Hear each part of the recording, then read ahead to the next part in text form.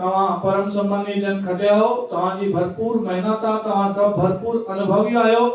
तवा जा पंहिंजा खूब कनेक्शन आइन, तवा जी पंहिंजी प्रतिभा है। असा कोई हिते वेठल मानू तवा के सिखाए मार्गदर्शन दे इनी जी कोई जरूरत ना है,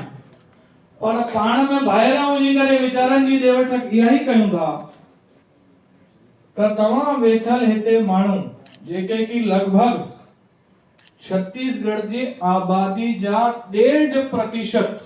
1.5% अची आओ तवा ये मानू छत्तीसगढ़ जे कोने कोने में गांव शहर में रहण वाले सिंधी समाज जे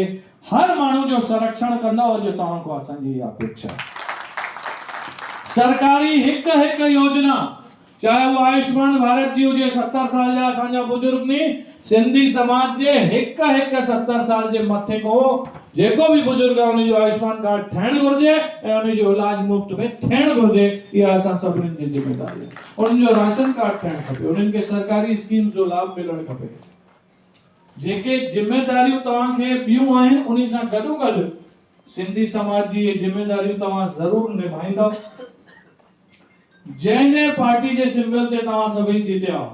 उनन के प्रति तवा जो समर्पण ही तवा जे लाए अगते